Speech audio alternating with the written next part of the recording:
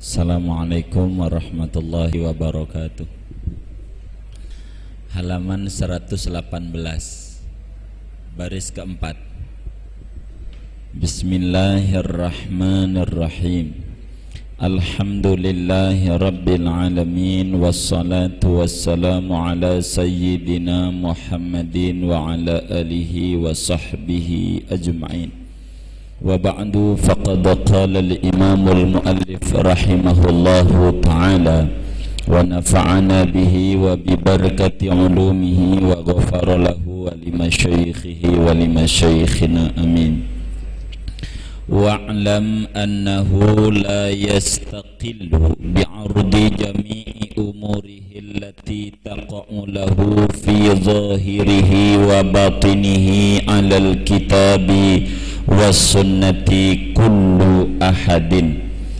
Wa'lam, ketahuilah bahwasanya la yastaqillu, tidak bisa menyendiri dengan mendatangkan seluruh problem-problemnya, perkara-perkaranya yang terjadi baginya pada zahir dan batinnya, didatangkan atas Alkitab dan As-Sunnah. Tidak bisa menyendiri kullu ahadin, oleh tiap-tiap orang.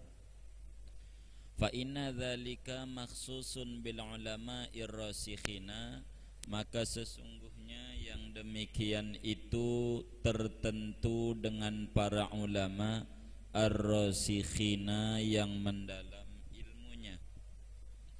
Fa in ajazta an syai'in fa 'alaika birruju'i ila man amaraka Allahu birruju'i ilaihi fi qaulihi ta'ala fas'alu ahla dzikri in kuntum la ta'lamun.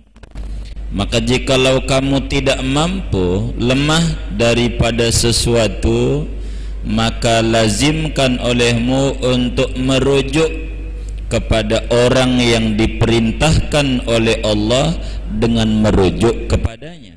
Dalam firman Allah Ta'ala, fas'alu ahla dzikri, bertanyalah kamu kepada ahli zikir, in kuntum la ta'lamun, kalau kamu tidak mengetahui.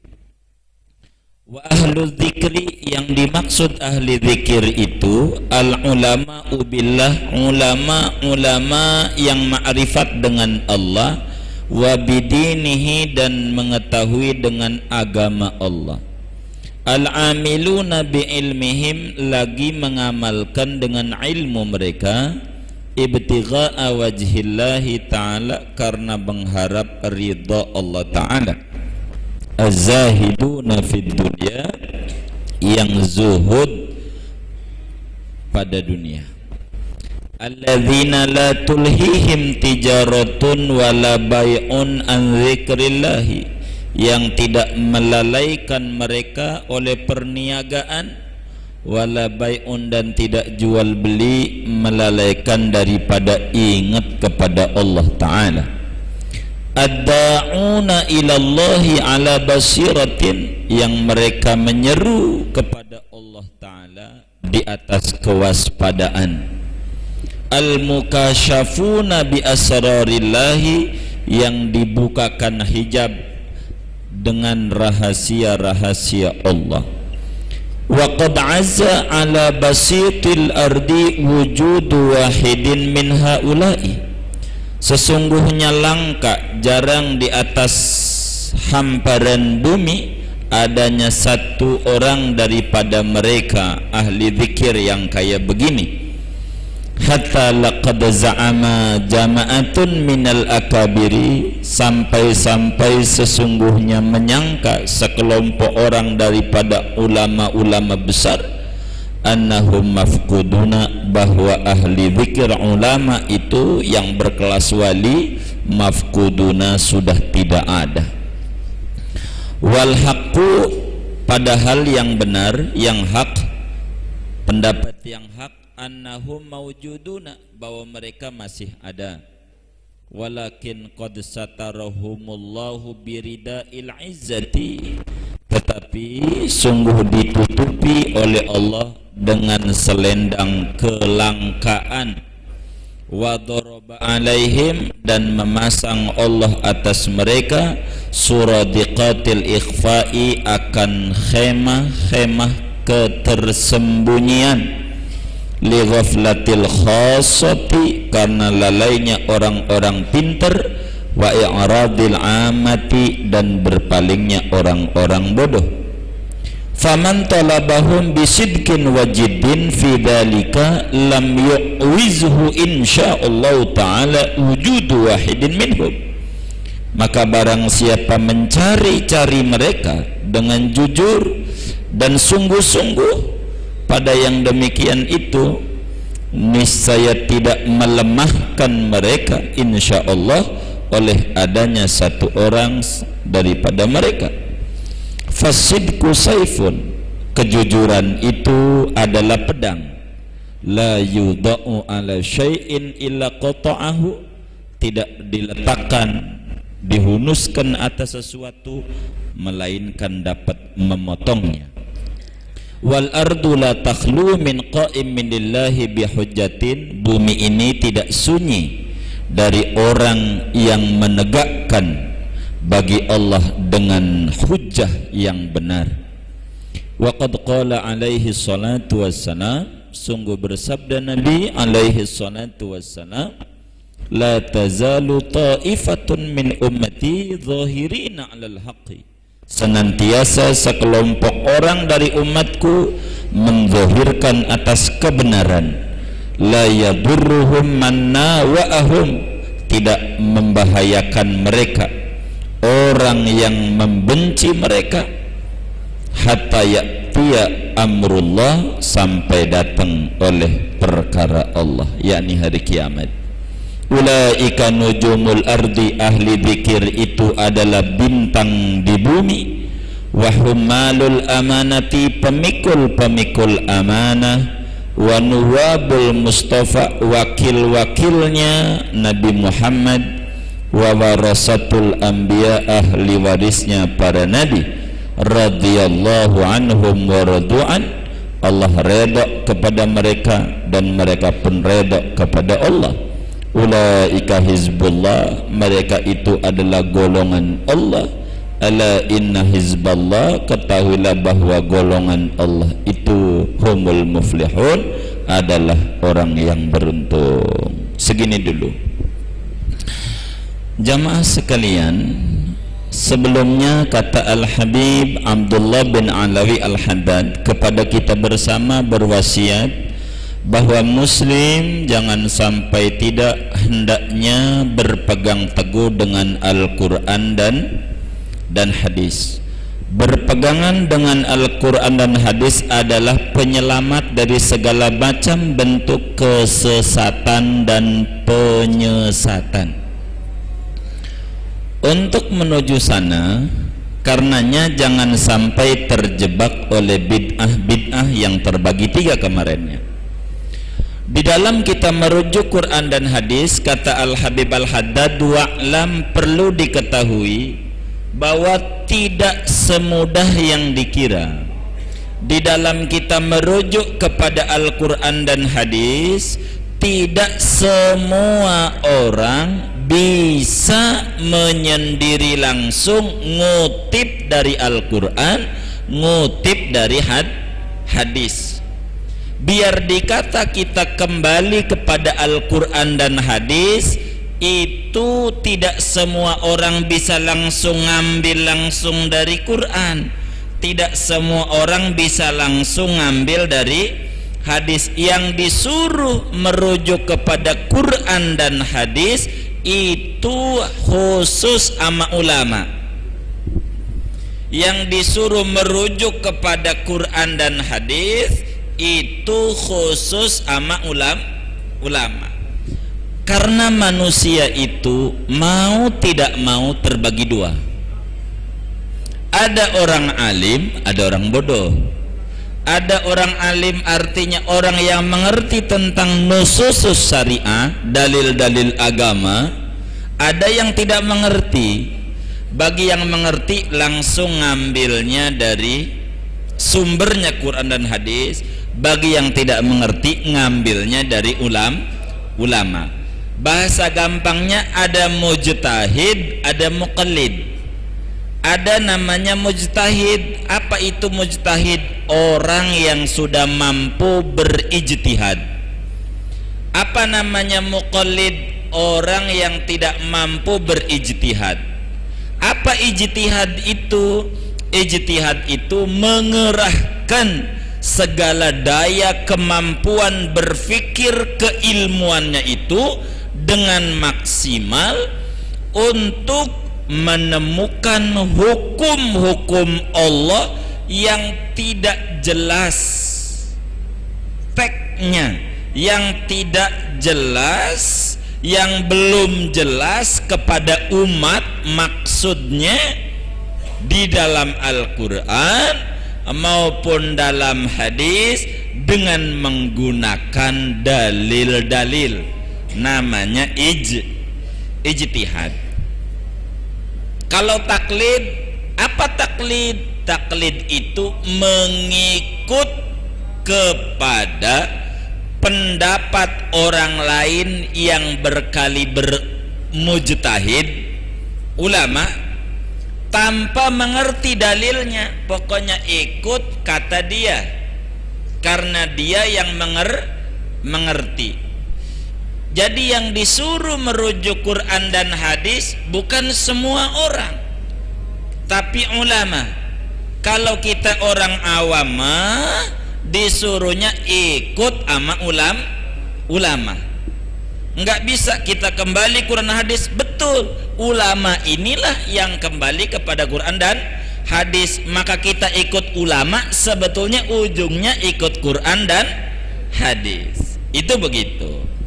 Kata Labil Haddad, fa in ajazta an syai'in, kalau kita tidak mampu berijtihad karena daya keilmuan kita kurang, disuruh kita namanya muqallid, orang tidak mampu membedah Quran dan hadis, disuruh oleh Al-Quran, tanya sama ulama. Itu yang disebut ahlu dzikri, ulama. Bahasa gampang, enggak bisa kita kembali kepada Quran dan hadis, apalagi kita ngajinya baru Quran terjemah.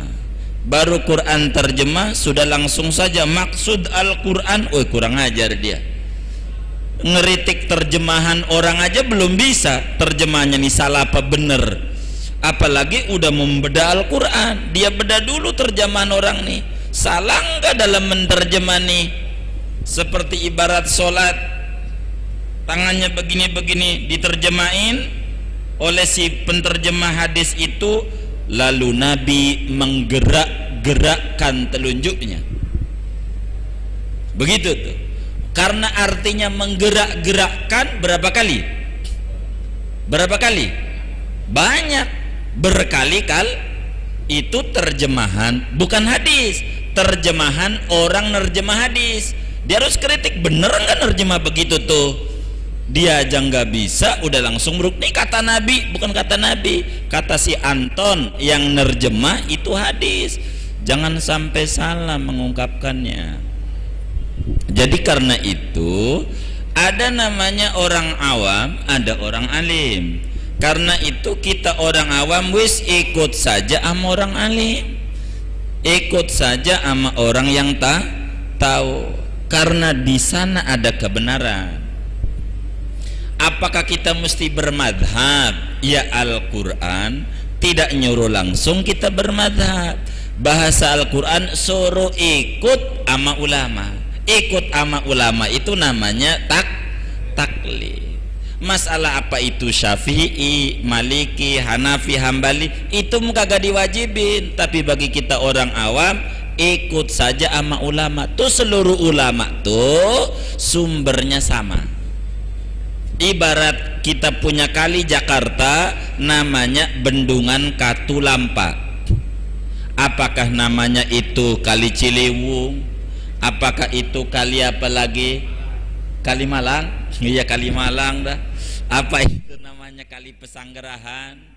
Itu semuanya sumbernya dari Katulampa. Artinya apa? Apakah itu madhab Malik sumbernya Quran hadis. Apa itu madhab Syafi'i? Sumbernya Quran hadis. Apa itu Hambali? Quran hadis. Apakah itu Hanafi? Quran mana saja kita ikuti, jangan ngarang-ngarang sendiri. Semua orang bebas berijtihad, itu namanya ungkapan ngawur. Al-Imam Sulaiman Al-Qurdi, guru besar Syekh Arsad Al-Banjari, di dalam sebuah kitab fatawinya halaman 186 itu kalau tidak salah, ada pertanyaan. Ada orang sudah baca literatur ini, literatur buku udah banyak dibaca sama dia, kemudian dia bilang itu madhab nggak bener, kita harus kembali kepada Quran dan hadis. Jangan percaya sama ulama madhab Syafi'i ini, jangan percaya juga sama Hanafi, jangan percaya sama Hambali, jangan percaya sama Maliki. Kita harus merujuk kepada Quran dan hadis. Nih orang yang kayak begini nih udah baca ratusan kitab nih, bener apa kagak? Kata seorang mufti Madinah di zamannya, itu orang ngawur, namanya ngawur. Lah kalau si ulama yang ngambil dari Quran dan hadis ini salah, lalu yang benar ngambil dari mana? Begitu tuh. Ada sebuah buku yang amat sangat disayangkan beredar di pasar, judulnya Tata Cara Sholat Nabi. Judulnya Tata Cara Sholat Nabi. Judulnya tuh banyak di pasar dan amat sangat murah harganya. Karangan Syekh Nasiruddin Al-Albani dari Albania. Itu buku judulnya bagus, tapi amat sangat mengelabui umat. Ketika ditanya Syekh Nasiruddin Al-Albani, tolong ajarin kami sholat, dia jawab, ente mau sholat cara apa? Cara Syafi'i, cara Maliki, cara Hanafi, atau cara Hambali, atau cara Nabi? Begitu pertanyaannya. Orang mikir Syafi'i sama Nabi, ya tinggian Nabi.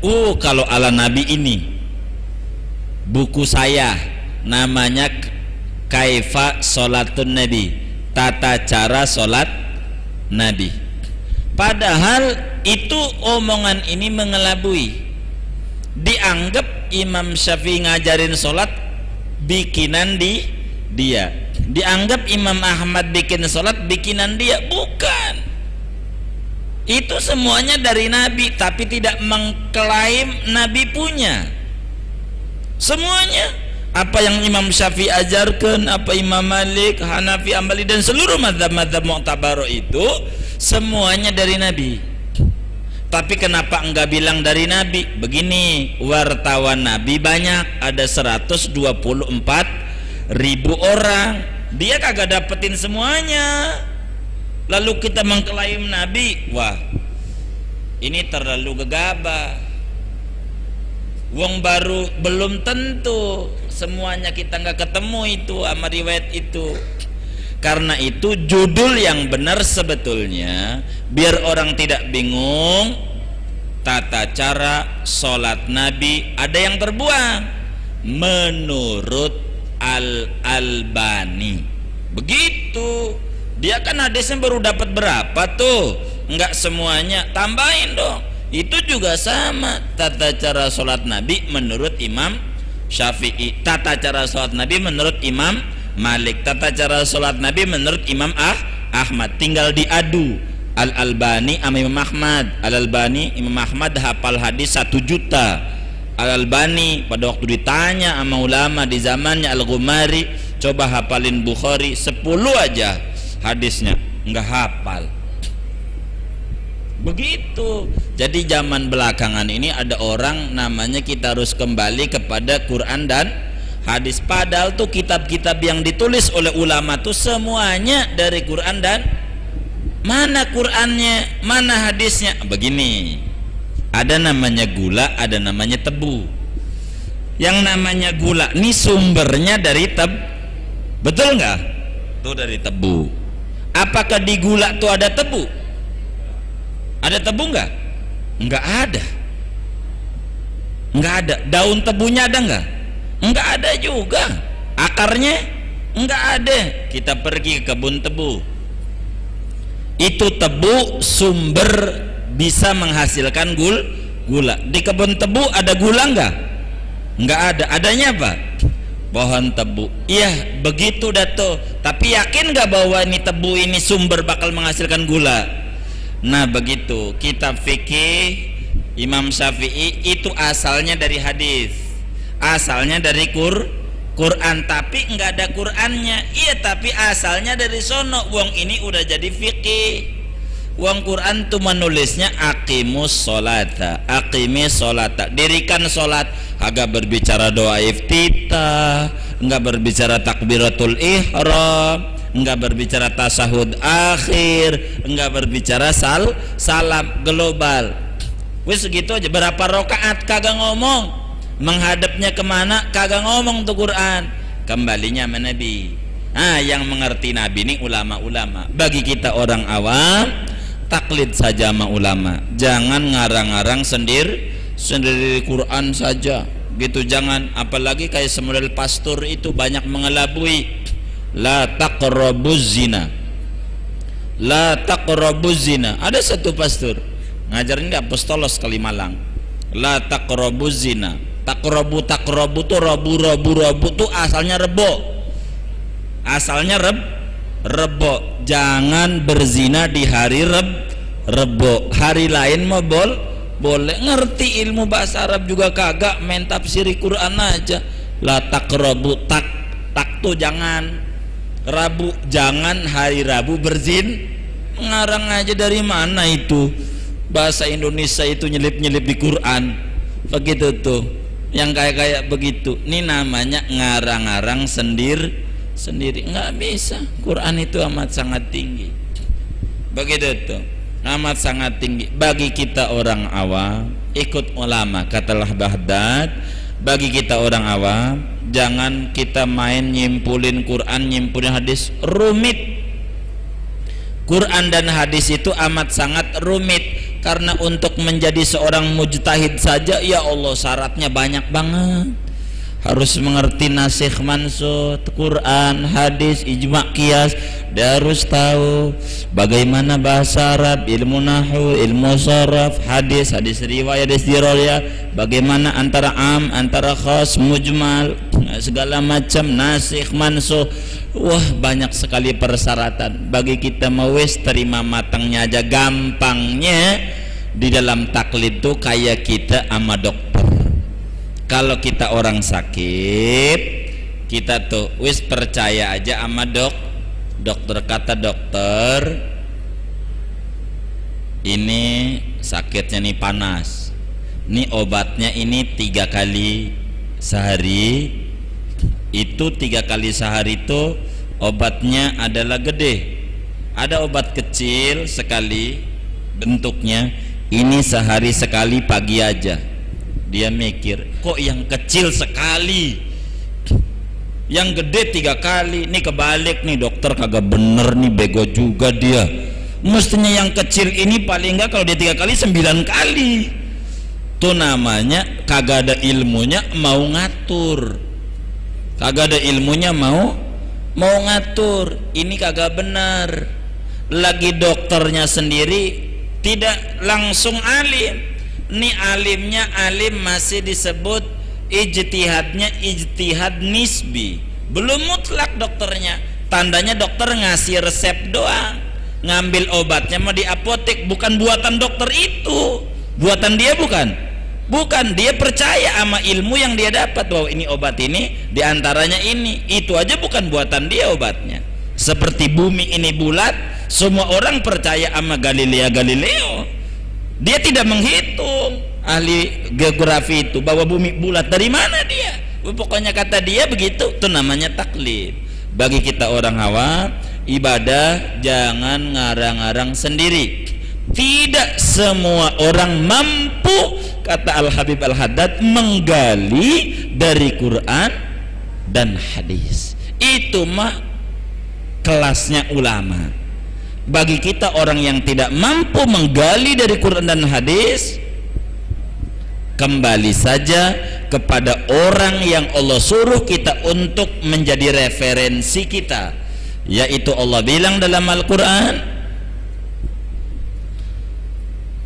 surat apa itu? Al-Anbiya ayat 7, fas'alu ahla dzikri in kuntum la ta'lamun. Tanya sama ahli zikir. Apa ke ahli zikir nih? Yang la ilaha illallah, la ilaha. Jangan sampai salah. Kata al-Haddad, ahli zikir. Jangan sampai, sebab ada majlis zikir musta'lim. Ini ahli zikir nih apa? Untuk dikata ahli zikir, pertama syaratnya harus ulama. Ulama dulu. Enggak asal ulama nih. Begitu, itu ahli zikir. Kalau bahasa gampangnya yang namanya ahli zikir itu orang yang mengerti bagaimana ibadah, bagaimana cara kita berdagang, bagaimana cara beli, bagaimana cara nikah, bagaimana cara yang kayak begitu namanya bukan la ilaha illallah tapi ulama. Katalah Haddad, ulama kalau bagi kita harus ikut sama ulama. Ittabi'ul ulama, ikuti ulama. Bagi kita mah harus ikut kepada ulama untuk kemudian kita ikuti, jangan ngarang-ngarang sendiri. Bagi kita orang sakit, ikut dokter, percaya aja sama dia dah, jangan ngarang-ngarang sendiri. Tai kucing, tai ayam dicampur-campur buat obat sakit panas, sembuh nggak? Mampus bisa. Ibadah jangan semau-mau kita, jangan juga asal ikut-ikutan, tapi harus betul-betul kita harus ada dasar ibadah. Sholat kita harus ngaji sama kiai di kampung kita, bagaimana sih sholat yang benar. Jangan lihatin orang sholat di masjid, jangan. Dan itu tidak dibenarkan oleh agama. Yang disuruh oleh agama thalabul ilmi faridatun, nuntut. Yang nama nuntut itu nyari itu tiduran di rumah sambil nonton televisi, kuping dengerin pengajian di masjid. Apa dia datang ke masjid? Yang namanya nyari. Datang, kalau dengerin dari rumah, wis jadi hancur. Ada tetangga kita rusak hukum agama gara-gara dia. Ngaji dari rumah juga kedengeran tuh speaker. Dia kagak denger tuh, orang nanya kagak pakai speaker. Kata yang nanya, Pak Kiai begini, saya kehabisan makanan, lagi jalan-jalan ke gunung, nggak ada makanan, kalau nggak makan mati. Cuman yang ada bangkai ayam. Boleh nggak saya makan bangkai ayam? Kagak kedengeran dari rumah tuh pertanyaan, kagak pakai speaker tuh si murid. Lah Kiai jawab, makan bangkai ayam boleh. Dia denger, bangkai ayam boleh juga. Wah, tiren. Ayam mati kemarin dijual di pasar, kata Kiai itu boleh. Dia nggak tahu pertanyaannya bagaimana. Harus duduk di majelis. Tuh kata Kiai, kalau sholat itu kakinya harus dilipat, jarinya biar sah, jangan begitu, tapi harus begitu. Malam-malam ngaji, tuh Kiai ajarin, kakinya harus dilipat, jarinya jangan begitu, kagak sah sholatnya. Kata Kiai, malam ngajar Kiai, pagi-pagi Kiai sholatnya begini. Kiainya, Kiai ngawur tuh. Gimana dia ngajar? Itu namanya sholat melihat. Enggak boleh. Kalau orang lain harus baik sangka. Sholat kita harus begitu. Kita enggak disuruh nyeramain orang, diri kita. Kiai itu tanya, kenapa Kiai itu begitu? Jangan main nyalain aja lo, ngajar ngawur lo. Tanya, Kiai kenapa sholat begitu? Begini pulang dari majelis tuh kan lo kagak nganterin tuh, jalan sendiri, kesandung, jempol aneh sakit. Ya kalau kesandung dipaksa jempolnya, rusak dia, uzur dia mah karena jempolnya sakit. Ya kalau dipaksa keluar darah jadi bahaya. Agama la yukallifullahu nafsan illa wus. Dia nggak bisa dilipat, uang jempolnya lagi cantengan, mau bagaimana? Ya begini. Tapi kita yang gak cantengan nggak boleh ikut yang cantengan. Ada aturan, jadi kita nggak boleh melihat orang. Begitu tuh, melihat orang. Ada orang sholat, takbirnya tangannya di atas dada. Lah, Kan kata ulama, dia bilang sholat itu harusnya di bawah dada, di atas pusar. Lah kenapa dia sholatnya begini? Yang bener berarti begini dong daripada omongannya. Jangan diikuti. Tuh kiai, dia dadanya lagi bisulan. Lah kalau dia begitu meletus sakit. Maka agama mah gampang. Jangan liatin orang, tapi harus belajar. Ini yang disuruh oleh Abdul Haddad. Bagi kita yang kagak tahu, ikut sama ulama, datang ke majelis ilmu, jangan ngarang-ngarang sendiri ibadah.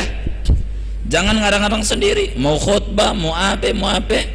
Begitu. Ada orang bangkis, Al-Imam sahabat agung Abdullah bin Umar, ulama besar dari kalangan sahabat. Ada orang habis bangkis, ganjering aja Allahumma sholli ala Muhammad wa ala ali Muhammad, dimaki-maki sama sahabat.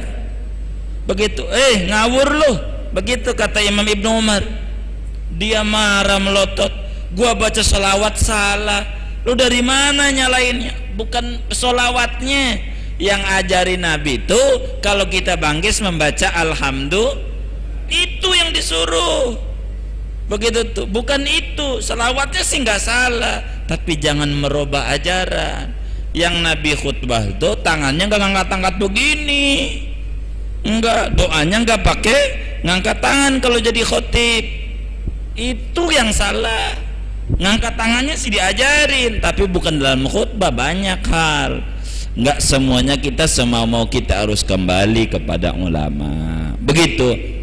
Jadi orang itu kalau mau disimpulin ada dua, ada mujtahid, ada muqallid. Ada orang yang sudah mampu berijtihad, ada orang yang belum. Bagi yang belum, wis ikut aja sama ulama.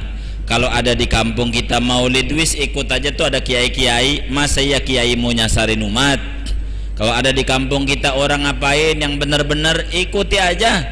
Bagi kita orang awam, ikut saja sama ulama. Jangan kita menentang ulama. Ya Allah, luhumul ulama masmumatun, daging ulama itu beracun.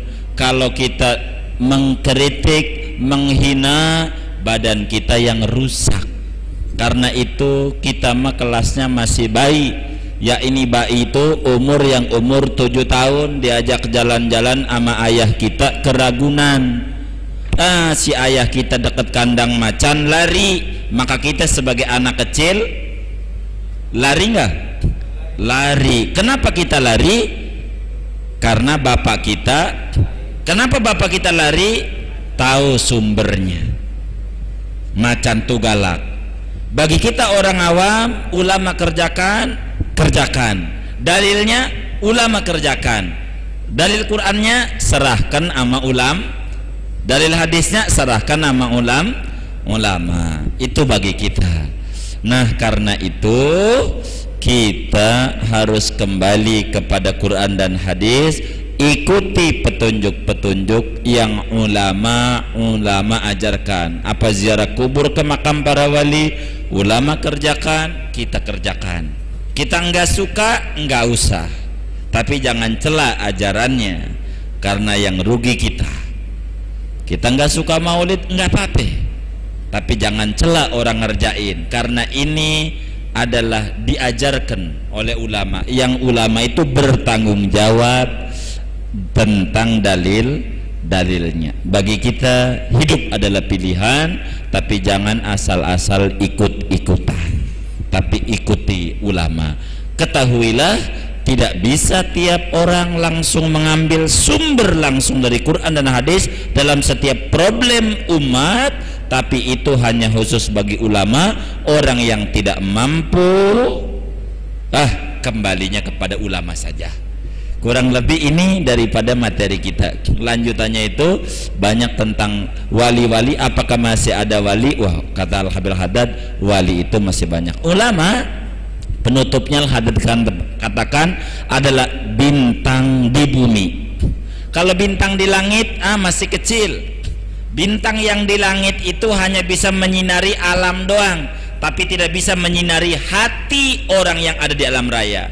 Tapi kalau ulama jauh lebih besar, bukan menerangi saja, tapi membuka hati orang bisa kenal Allah dan bisa kenal Rasulnya. Juga pemangku amanat Nabi, wakil-wakil Rasulullah, yakni penerus-penerus ajaran Nabi dan ahli waris para Nabi. Karenanya bagi kita orang awam, mari kita bersama ikut saja sama ulama yang disebutkan kriterianya oleh Al-Haddad, al-ulama ubillah, al-amiluna bi ilmihim, az-zahiduna fid dunya, alladzina la tulhim tijarah, ad-da'una ila Allah, kanam al-mukasyafuna bi asrillah. Dialah yang patut diikuti dan dia adalah kaliber mujtahidin.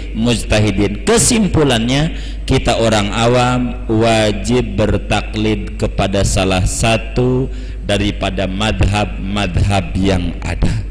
Jangan ngarang-ngarang hukum sendiri. Kurang lebih itu aja, segini aja lah, nggak usah banyak-banyak. Wallahu a'lam bishawab. Hadirin, demikianlah, jazakallah khairan katsiran, jazakallah khairal jaza. Bapak Ibu sekalian yang ingin bertanya mungkin di hal lain, dipersilakan.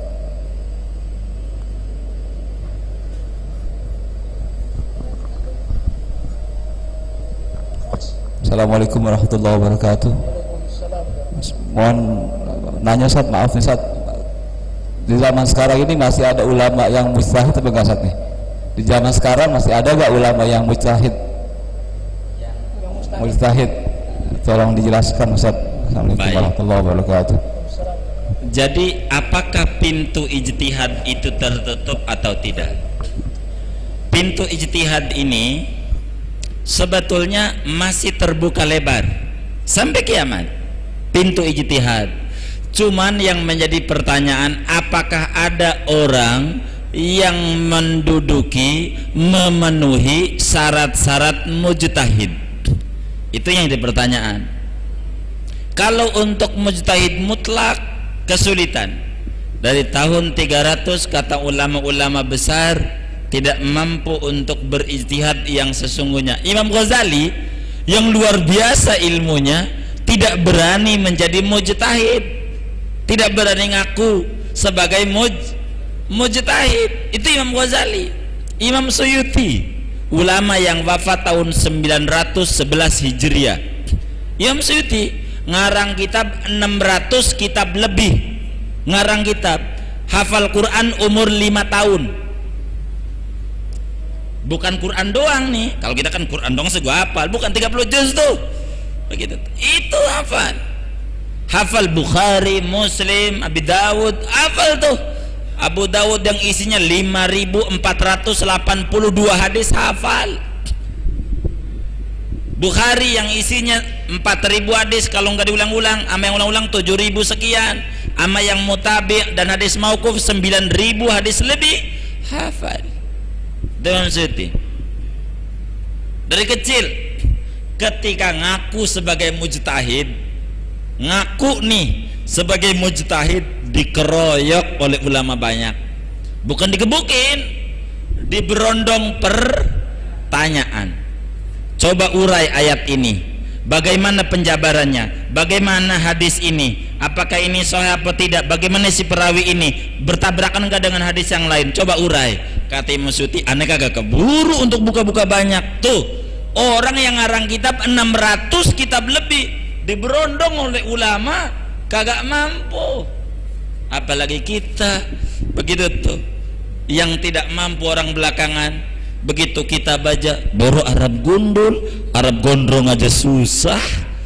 Nah karena itu ulama berkata pintu ijtihad sampai detik ini masih terbuka.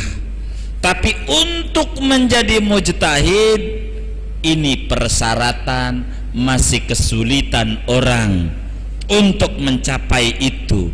Pintu masih dibuka, untuk masuk ini ngelangkahnya berat.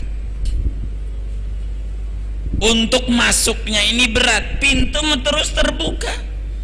Tapi makin kemari dunia bukan makin gampang, makin banyak dengan kesulitan, ilmu makin mundur. Ulama kita meninggal, ulama meninggal, ilmunya banyak masuk di kubur. Bukannya makin banyak, bisa dihitung di kampung kita yang berkaliber ulama nih berapa? Udah pada meninggal. Yang nerusin bukan gantiin mah. Wah Allah, kagak bisa dia. Sulit sekali. Karena itu kalau sekedar mujtahid fatwa masih bisa ditemukan. Mujtahid fatwa begitu tuh. Tapi untuk mujtahid mutlak masih sulit. Imam Suyuti untuk menjadi mujtahid fatwa dikeroyok sama ulama, nggak mampu corang terangin ini bagaimana berbenturan hadis atau tidak. Coba urai ini. Ya Allah, harus satu materi harus dijabarkan panjang. Ini bagaimana kaitan ini, relevansi dan ini bagaimana? Ya Allah, ini bagaimana perawi ini? Itu harus memenuhi banyak syarat. Karena itu kalau sampai ada ulama mengatakan sudah tidak ada mujtahid, karena maknanya sudah tidak ada orang yang memenuhi persyaratan menjadi mujtahid. Kalau ada orang bilang ijtihad masih terbuka, maknanya pintunya terbuka, cuman yang masuk kesulitan.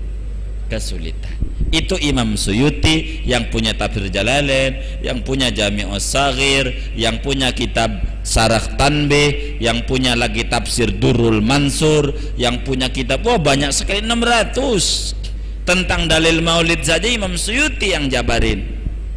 Ditanya, "Ma hukmul maulid?" Apa hukum maulid? Imam Suyuti, kalau ente nanya hukum maulid, gue karangin. Tuh Imam Suyuti langsung orang kitab, judulnya Husnul Maqsid fi Amalil Maulid.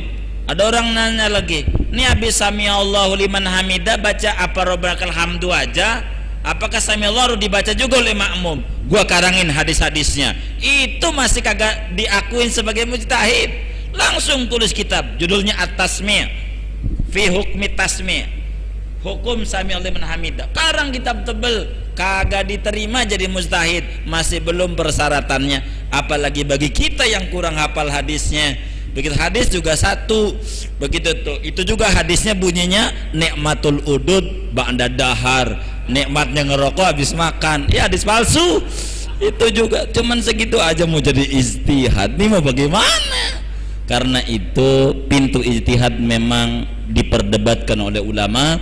Kalau sampai ada yang mengatakan terbuka, memang pintu terbuka, kita tidak bisa menutup. Allah mentakdirkan orang, tapi untuk persyaratan itu, aduh amat sangat berat untuk menjadi mujtahid. Imam Suyuti begitulah kira-kira, luar biasa dikeroyok kamu ulama.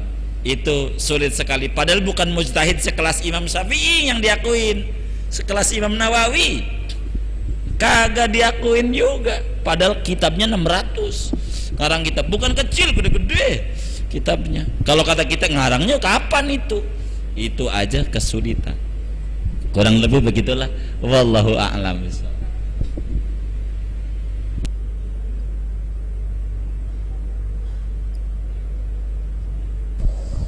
Assalamualaikum warahmatullahi wabarakatuh. Tambahan sedikit Pak, saya teringat Imam Nawawi waktu mencari hadis-hadis Rasulullah SAW Pak. Ada di suatu kota, beliau ketemulah seorang ulama besar Pak. Jadi dia cari itu untuk mencari hadis-hadis Nabi SAW ya. Begitu ketemu, disuruhlah masuk sama si ulama besar di suatu kota ini. Dia nggak tahu ini bukan Imam Nawawi. Imam Nawawi pengen mencari hadis-hadis Nabi kan, bahwa orang itu mah ulama besar di suatu kota. Ini Imam Nawawi sangat kagum, sangat apa istilah kita, sangat terpesona melihat ulama. Kata si ulama yang di suatu kota itu, "Wahai Imam, bentar dulu, saya manggil kambing dulu." Panggil kambing masuk kandang oleh anak, situasi sore etat. Begitu manggil kambing, begitu kambing masuk kandang, tuh kambing nggak dikasih makan Tat. Apa kata Imam Nawawi Tat? Imam Nawawi langsung minta pulang. Nah ini Tat, saking kehati-hatiannya Imam Nawawi mencari hadis Nabi itu. Imam Nawawi ini dikatakan mustahid nggak? Itu aja. Assalamualaikum warahmatullahi wabarakatuh. Waalaikumsalam warahmatullahi wabarakatuh. Antara Imam Nawawi dengan cerita yang diangkat itu kami sedikit lurusin. Cerita yang diangkat itu kasus Imam Bukhari. Imam Bukhari pengarang Sahih Bukhari, itu kejadiannya begitu. Tapi kalau berbicara Imam Nawawi lain lagi, bukan begitu kasusnya. Kalau Imam Nawawi ada dua yang namanya Nawawi. Ada Nawawi Mekah disebutnya, ada Nawawi Banten. Kalau Nawawi Banten, Syekh, digelarinya Syekh Nawawi.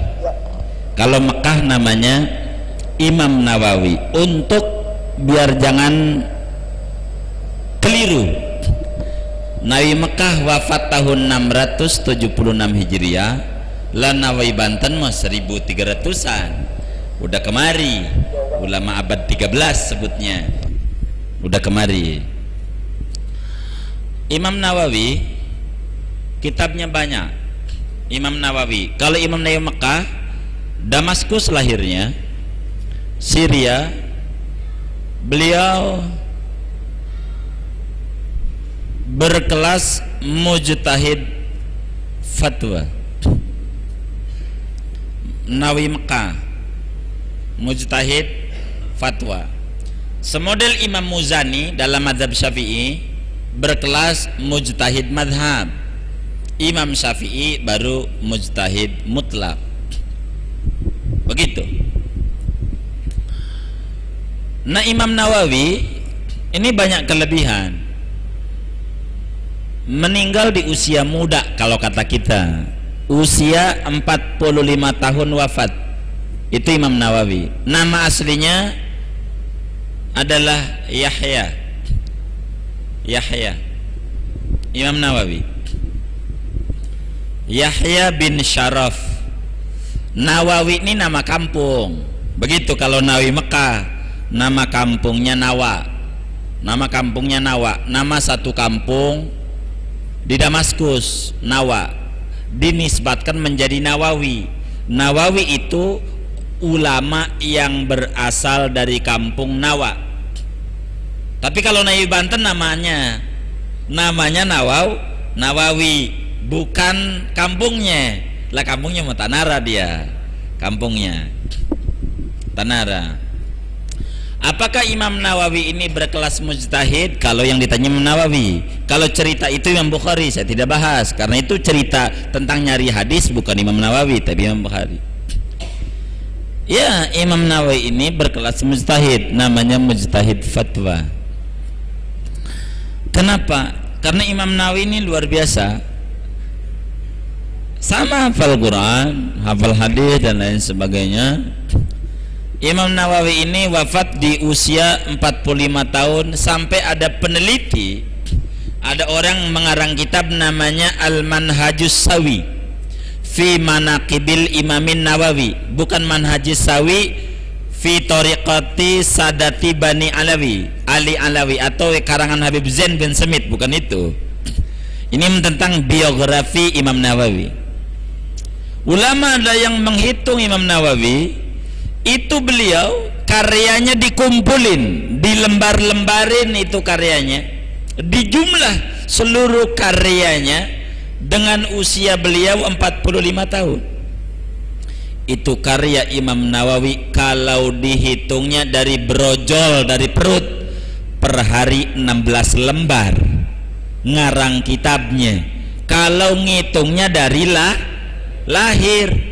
Kalau ngitungnya kayak anak muda kita, S1 baru ngarang buku jadi skripsi, wah kagak kehitung lagi. Itu ngitungnya dari lahir. Ngitung dari lahir tuh 16 lembar dari lahir. Apalagi kalau ngitung mulai ngarangnya dari usia 23, itu normalnya orang kita jadi sarjana, kagak kehitung lagi.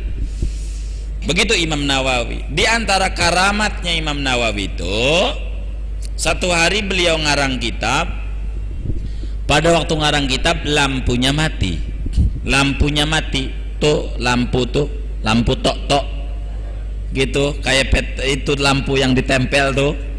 Iya begitu. Mati. Pada waktu mati, dia punya telunjuk nyala jadi listrik. Kagak berhenti ngarang kitabnya. Apa kerjanya ngarang doang? Kagak. Sholat malamnya tuh 1000 rakaat. Ngajar yang ngajar, bukan nganggur. Begitu tuh kerjaannya kesana kemari, itu namanya cukup karyanya aja sebagai keramat. Begitu kita menganggur, udah pensiun, kagak ngapa-ngapa, borong ngarang baca Quran aja susah. Tuh, kan udah begitu. Jadi Imam Nawawi sebagai mujtahid, betul. Imam Nawawi kalau maka tuh namanya mujtahid fatwa. Imam Nawawi, Imam Rafi'i, gelarnya Syaikhoni, dua guru besar. Syaikhoni ini dua syekh, dua guru besar. Guru besar sahabat, kalau ada kata-kata berkata Syaikhoni, bukan tetangga kita tukang ayam Syaikhoni namanya, bukan.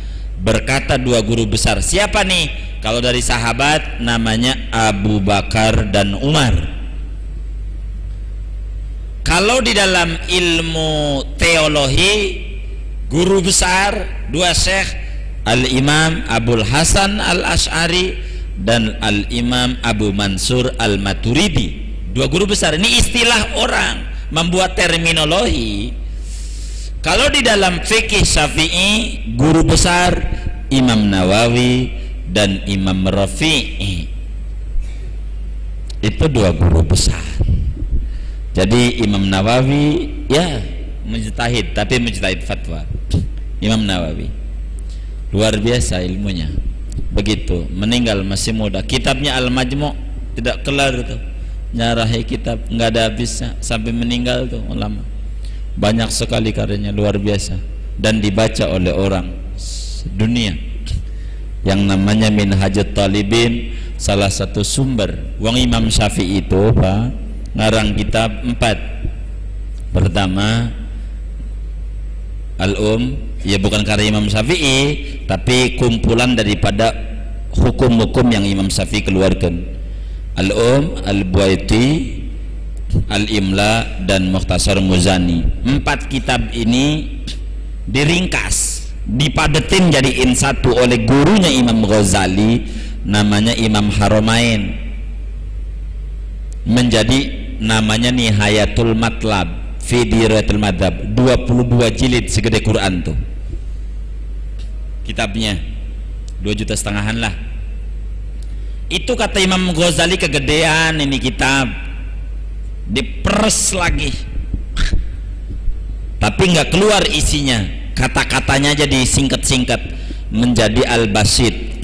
Al-Basit ini 10 jilid. Wih, masih kegedean kata Imam Ghazali, diperes lagi menjadi Al-Wasit 5 jilid, masih kegedean, diringkas lagi oleh Imam Ghazali menjadi Al-Wajiz. Al-Wajiz nih kata Imam Rafi'i masih kegedean nih, dikecilin dah menjadi Al-Muharrar. Al-Muharrar ini kegedean kata Imam Nawawi, dibikinlah namanya Minhajut Talibin. Minhajut Talibin ini wah nggak kebuka nih kalau orang kagak paham betul tentang ilmu-ilmu ulama. Disyarahi lagi oleh Imam Ibnu Hajar Al-Haytami menjadi 10 jilid, gede lagi menjadi Tuhfatul Muhtaj.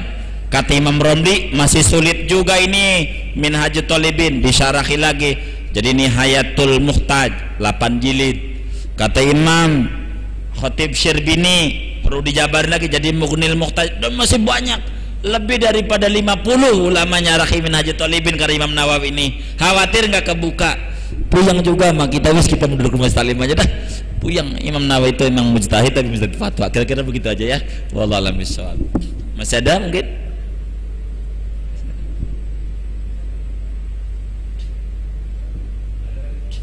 Sudah? Sudah cukup ya? Oh, ya udah. Cukup. Kita baca Fatihah. Mudah-mudahan Allah Subhanahu wa taala dengan duduknya kita di majelis ilmu, Allah ampuni dosa kita, Allah mudahkan urusan kita, Allah lapangkan kesulitan kita, Allah curahkan ilmu kepada kita. Dengan ilmu itu hidup kita makin terarah, makin mulia, makin benar dalam beribadah kepada Allah Subhanahu wa taala, sehingga akhir hayat kita ditutup oleh Allah sebagaimana Allah tutup para hambanya yang saleh dan keadaan husnul khatimah. Husnul khatimah dan husnul khatimah. Bismillahirrahmanirrahim. Bismillah.